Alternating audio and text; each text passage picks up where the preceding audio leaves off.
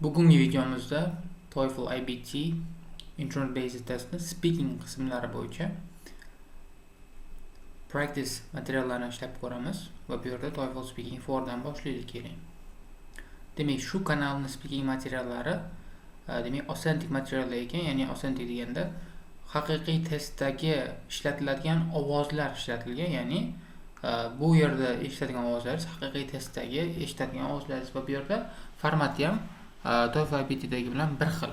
O'z ko'rayotganingizdek, bu yerda sizning testingizda ham birinchi navbatda demak speaking qismini directionlar bilan, instructionlar bilan boshlashadi. Masalan, bu yerda speaking directionlar sizga berilgan.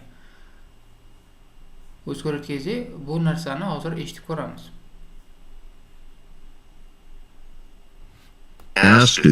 Demak, bu yerda audioni eshittirishmabdi, lekin bu yerda qiz bolaning ovozi bo'ladi, buni o'qib berishadi. Sizga ham o'qib berishadi, ham siz o'qishingizga imkoniyat bo'ladi o'zingiz. In this speaking task, you will be able to demonstrate your ability to speak about a variety of topics. You will answer 4 questions by speaking into a microphone.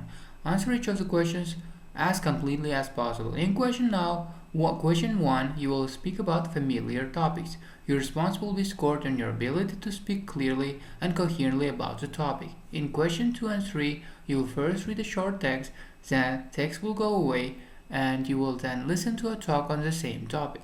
You will then be asked a question about what you have read and heard. You will need to combine appropriate information from the text and the talk to provide a complete answer to the question. Your response will be scored on your ability to speak clearly and coherently and your ability to accurately convey information about what you have read and heard. In question 4, you will listen to a part of a lecture. You will then be asked a question about what you have read. Your response will be scored on your ability to speak clearly and coherently and your ability to accurately convey information about what you have heard.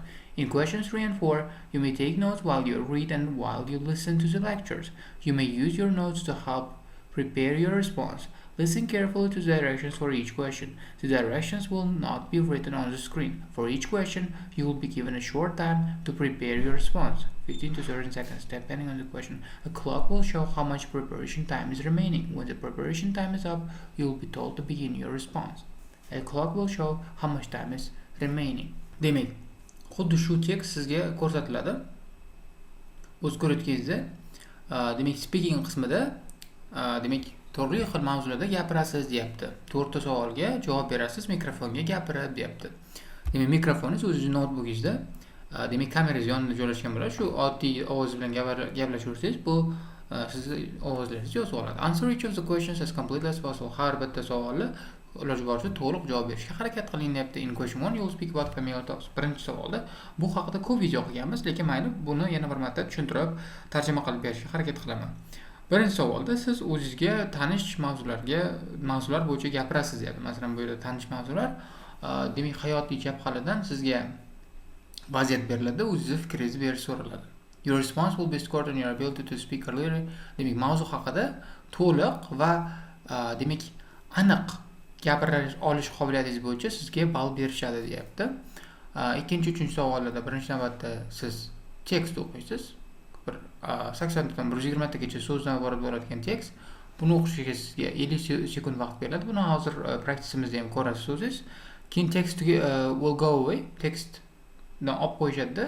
Sizga demak ikkita odamni conversation qilayotganligi yoki professor leksiya qilayotganini rasmini ko'rsatib, audio boshlanadi. O'sha audioni siz demak conversation bo'lsa conversation, suhbat, leksiya bo'lsa leksiya eshitishingiz kerak. Undan keyin demak sizga demak savol ham o'qib eshittiriladi, ya'ni o'qib beriladi, ham demak tekst varianti turadi. O'sha savolga javob berishga harakat qilishingiz kerak. Bu yerda savollarga qanaqa qilib javob berish bo'yicha hozir videoni keyingi qismlarda to'liq demak gaplashamiz. You will need to combine appropriate information from the text and talk to provide complete answer. O'z ko'rayotganingizdek, savolga to'liq javob bera olish uchun demak tekstdan va suhbatdan kerakli informatsiyalarni demak o'zingiz ko'rsatib bera olishingiz kerak bo'ladi bu yerda.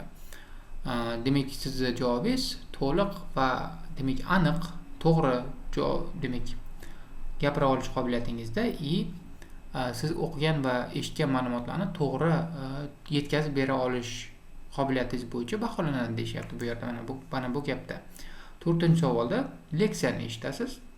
4 savolda faqatgina leksiya bo'ladi. Bu o'zingiz eshitgan ma'lumot haqida savol berishadi, savolga javob berasiz. Demak, butun speaking test davomida note taking qilishingiz mumkin, ya'ni o'zingizga kerakli ma'lumotlarni yozib olishingiz mumkin. Demak, tayyorgarlik vaqtida keyin o'shalarni ishlatishingiz mumkin.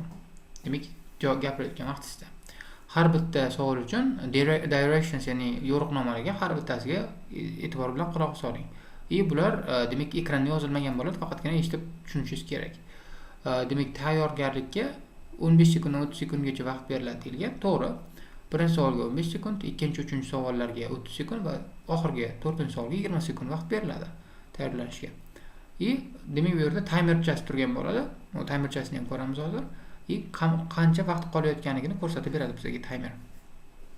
Keyin o'sha tayyorgarlik vaqti tugagandan keyin siz javobingizni boshlashga demak so'raladi.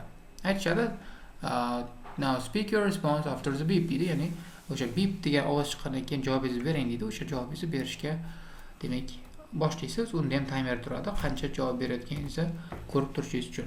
Demak, endi eshitaylik. Demak, masalan, savollarga directionlar, ya'ni instruksiyalar berayotganda nimani qilishimiz kerak, nimani qilishimiz kerak emasligini mana shunaqa rasm chiqadi.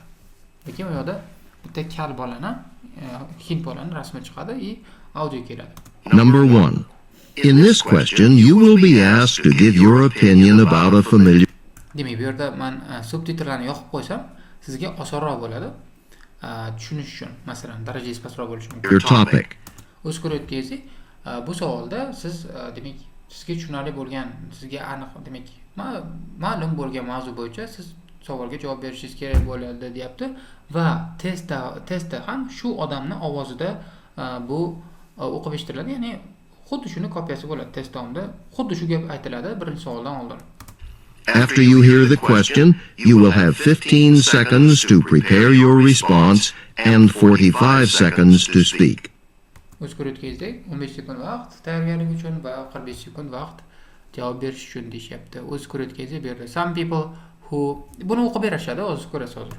Some people who unexpectedly receive a large amount of money spend it on practical things, while others spend it for pleasure only. Which do you think is better and why? O'zingiz ko'rayotganingizdek savol ham tekst variantda berilgan bo'ladi, ham audio sifatida o'qib eshittiriladi. Bu o'qib eshittirilgandan keyin prepare your answer after the beep deyishadi. Demak, beep degan ovoz chiqqandan keyin javobingizni demak tayyorlanishni boshlang deyishadi masalan. Begin to prepare. Which do you think? Demak, test vaqtida ham shu odamni ovozlari bo'ladi. Demak, xuddi shu o'zingiz ko'rib turgan video demak TOEFL IBT Home Edition'ni speaking qismida bo'lgan demak testning o'zi. Chunki ovozlar hammasi bir-biriga match qilyapti. Bu degani bu test haqiqiy test hozir biz qilayotgan test. Think is better and why? Begin to prepare your response after the beep. Test vaqti ham xuddi shunaqa vaziyat bo'ladi. Vaqt demak tayyorgarligingizni boshlang. After the beep deydi masalan. Tayyorgarligingizni 15 sekundda qilib bo'lishingiz kerak. Undan keyin ko'rasiz hozir qanaqa nima bo'lishini. Un vaqtni o'tkazaveramiz. Begin speaking after the beep. Mana beepdan keyin gapirishni boshlang deyishadi va 45 sekund vaqtingiz boshlanadi. Xo'p, nima deb javob bersak bo'ladi? Bu savol nima o'zi? Unexpectedly degani, demak kutilmaganda degani. Receive qabul qilish. Demak, kutilmaganda katta pul oladigan ba'zi odamlar buni faqatgina practical things, ya'ni praktически kerakli va demak mantiqiy, demak mazmunli narsalarga ishlatadi deyapti. Masalan, sovg'a o'rmaydi, bekordan bekorga deyishyapti. While others spend it for pleasure. Faqatgina o'zini lazzati uchun ishlatadi deyapti. Demak, which do you think is better and why?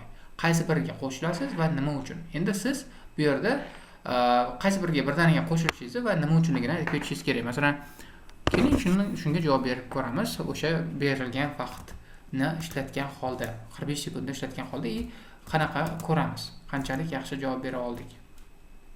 Begin speaking after the beep. Well, I completely agree with the latter point of view. Well, it actually depends on at what stage of life people are and what their financial situation is. For example, if a person is already wealthy, there is no point in spending money for practical things, because the person with a lot of money, huge sums of money, will have already solved these problems, and the only thing that is left is pleasure, and you have to, well, cherish this money and use it for your own benefit. Use it in a way that you will be happy with yourself. Masalan, shu ozgina gapimiz bilan vaqtimiz tugab qoldi. Shunda sizga birinchi tip, agar darajangiz yaxshi bo'ladigan bo'lsa, bu savolga javob berishni turi sizni darajangizga bog'liq. Masalan, sizni darajangiz zo'r bo'ladigan bo'lsa, maslahatim faqatgina javob bering. Ya'ni birdaniga o'zingiz fikringizni beringda, o'zingiz 2 3 4 argumentlaringizni berib keting. Agar undan keyin ham o'zingiz vaqtingiz qolib ketadigan bo'lsa, ya'ni vaqt qolib ketdi, tugatib qo'ydingiz. Undan keyin umumiy gaplarni bering. Some people o'qib bering keraksa savolni. Kimdadir umuman darajasi yomon. Unaqa vaziyatlarda siz faqatgina birinchi navbatda savol o'qib berishingiz kerak bo'ladi. Sizga berilgan, biz sizga shablon beramiz, agar bizning o'quvchimiz bo'lsangiz. O'sha shablonlarni yodlab olib, o'shalarni berishingiz kerak bo'ladi bu qismda. Number 2. Demak, ikkinchisi boshlandi, o'z ko'rayotganingizdek.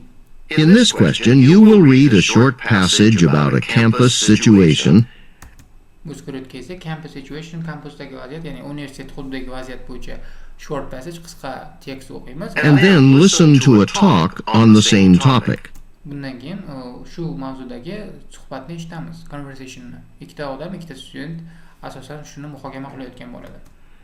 You will then answer a question using information from both the reading passage and the talk. After the question, you will have 30 seconds to prepare your response and 60 seconds to speak. O'z ko'rayotganingizdek, 30 sekund vaqtingiz bor tayyorgarlikka va 60 sekund davomida gapirishingiz kerak deyishyapti. Bu yerda student health service need improvement. O'z ko'rayotganingizdek, studentlarni, demak, medical, ya'ni sog'liq servisi, demak, studentlarni medpunkti demak rivojlantirish kerak degan ma'noni anglatyapti. Demak, gapirish. A student has written a letter to the editor of City University's newspaper. O'z ko'rayotganingizdek, bu yerda mana shu, demak, bu darajangizga bog'liq. Agar darajangiz katta, baland bo'ladigan bo'lsa, shu detallarga ham e'tibor berishingiz kerak. Bu student yozgan letter va bu City University'ning editoriga yozayotgan xabar. Bu announcement emas, bu email emas, bu letter. O'sha narsaga e'tiborli bo'lsangiz, shu narsani to'g'riligini, demak, shu narsaniga e'tibor berganingizni, demak, ko'rsatib ketadigan bo'lsangiz, yuqoriroq baho olasiz. Paper concerning the campus health center. You have 50 Campus health center haqida, demak, letter yozibdi. seconds 50 sekund vaqtimiz bor, o'qib olishimiz. to read the letter. Begin reading now. Demak, o'qiymiz. Demak, the situation at the health center is unacceptable.